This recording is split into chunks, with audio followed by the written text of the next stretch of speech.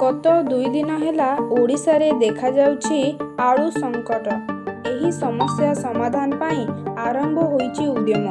आज नवा दिल्ली रे पश्चिमबंग मुख्यमंत्री ममता बानर्जी को भेटिछंती ओडिशार मुख्यमंत्री मोहन चरण माझी। ओडिशा रे देखा देइथिबा आलू समस्या संपर्क रे से ममतांक सह विस्तृत भावे आलोचना करिछंती।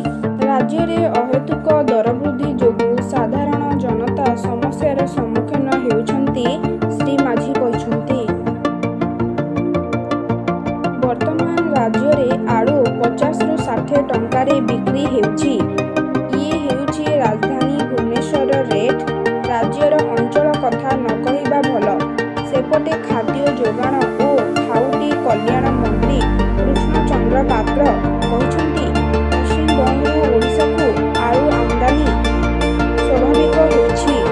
राज्य रे आलू दर नियंत्रण रे थिबा बेले दर स्वाभाविक होछि। पश्चिमबंग आलू आसुनथिबारु दर बढ़िथिला एबे आसिबा आरंभ होछि। पश्चिमबंग सरकारक सह आलोचना परे आलू आसिबा आरंभ होछि। बजार दर धीरे धीरे स्वाभाविक होछि बोली मंत्री कहिछंती। अन्य पक्षरे कमुनी आलू टेंशन। गोदाम रे बस्ता बस्ता आलू बजार रहिछि।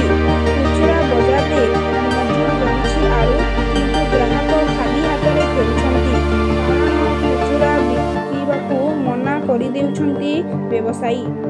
जदि केउठी खुचरा आलू बिक्री हेउछि किलो 45 टंका भली चढ़ा दर रे किनिबाकू बाध्य हेउछि ग्राहक। खुचरा व्यवसायी कहुछंती सरकार धार्य करुथिबा दर रे खुचरा बिक्री हेबनी।